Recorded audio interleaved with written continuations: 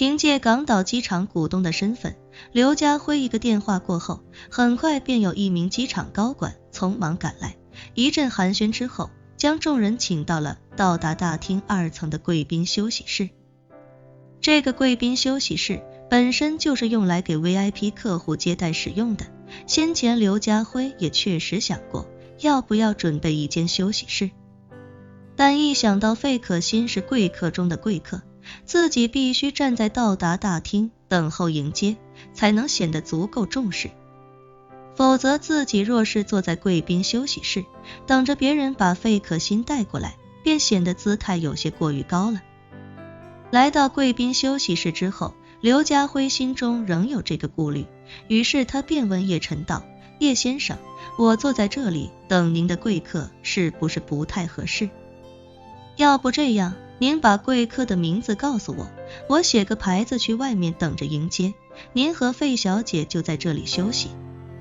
叶晨摆摆手笑道：刘先生不用这么客气，那位贵客是我的长辈，我自然是要亲自迎接的，到时候你们就在房间里稍事休息，我接到他就把他请过来跟你们认识一下。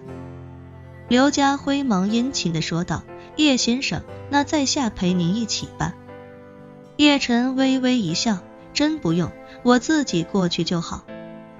说着，他不再给刘家辉斡旋的机会，转而对费可欣说道：费小姐，刘先生在港岛实力很是雄厚，你们一会可以多聊聊。费可欣笑着点了点头，说道：好的，叶先生。刘家辉忙不迭地陪着笑道：费小姐，不知道您这次来港岛要待几天？费可欣下意识看向叶晨，笑道：我待多久，完全取决于叶先生，叶先生需要我待多久，我就待多久。刘家辉心里感觉愈发惊讶，这费可欣看起来已经不是对叶晨有好感这么简单了，这完全就是一副坠入爱河的模样啊！掌管着几千上万亿美元的大家族，却还能为了叶晨放下手里的事情，不远万里跑到港岛来，而且还说叶晨让他待多久他就待多久，这是个男人也顶不住啊！一想到这，他就更觉得女儿刘曼琼的前途暗淡，如果我是叶晨，我肯定会选费可欣，那样的话，曼琼岂不是一点机会也没有？感慨之中，他又下意识地看了看身边的方嘉欣，不禁暗忖，其实对叶晨这种男人来说，有这么强大的实力和背景，肯定不可能只有一个女人吧？说不定他骨子里跟我一样，处处留情，甚至还在外面养个2房、3房。若是那样的话，曼琼或许还有希望。意念至此，刘家辉悬着的心又稍稍放下些许，可是他马上又在心中暗忖，不对呀，我刘家辉好歹也是堂堂港岛顶富，总不能让我的女儿去给叶晨当小的吧？这要是传出去，那真是脸都不要了。就在这时，一旁的费可欣开口对叶晨说道：叶先生，费家的航运业务也有很多年的积淀，业务规模也比较大，最近也想努力拓展一下亚洲市场。我想干脆跟您的伊苏航运进行深度合作，如果伊苏航运在亚洲有多余的运单，可以交由费家来消化，到时候利润由伊苏航运拿大头。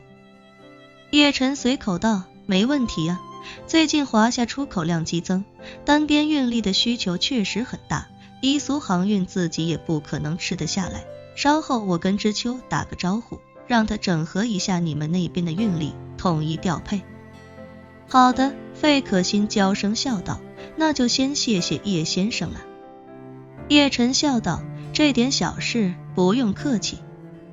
说完，他指着万破军道，如果你这边也有武装护航的需求，可以直接跟破军这边对接。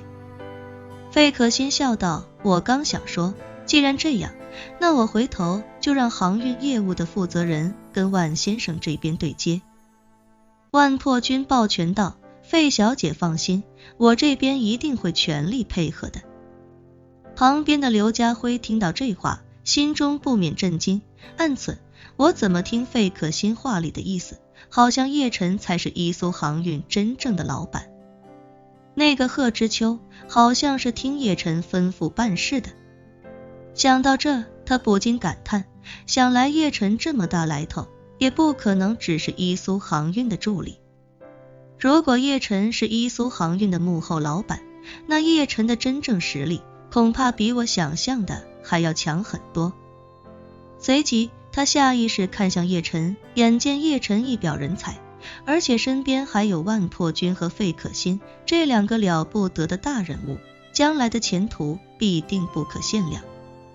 于是他心中又不禁感叹，嗨，当小的就当小的，管他呢。男人只要真有大本事，就算当小的都是高攀了，以后能不能攀上叶晨这尊大佛，就看万穷的本事了。此时的刘家辉满脑子想的都是如何与叶晨拉近关系，但是却没意识到危险已经临近的气息。又过了10多分钟，万破军接到手下的电话，急忙来回报道，叶先生，客人要出来了。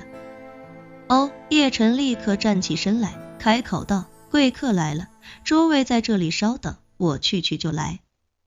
刘家辉连忙殷勤地说道，叶先生，在下陪您一起吧。不必了，叶晨摆摆手，你在这等我一会儿，顺便可以跟费小姐多聊聊。刘家辉忙道，好的好的，那我们在这里等您。叶晨跟费可欣打了个招呼，随后便与万破军一起从贵宾休息室里走了出来，快步向着海关出口走去。此时此刻，陈肇中也已经完成了所有入境手续。他毕竟是港岛合法公民，而且也没有触犯港岛法律，所以在处理完手续之后，便恢复了自由身，直接拿着行李从海关的办公区走了出来。此时的陈肇中已经做好了命不久矣的准备，唯一的希望就是不要在出门之后就被心急火燎的杀手杀掉。他还指望着能回一趟家，看一看年迈的老母亲。不过他也同样纠结，万一自己回家，会不会给家人也带来杀身之祸？亦或者年迈的母亲万一亲眼看到自己被杀，会不会受到更大的打击？想到这里，陈肇中心中做出一个决定，他不打算回家了，干脆就在机场门口等着对方动手。如此的话，起码不会让年迈的老母亲亲眼看着自己被杀。打定主意后，陈肇中迈步走出海关出口，内心已经做好赴死的准备。就在这时，他忽然听到一个熟悉的声音，钟叔，欢迎回家。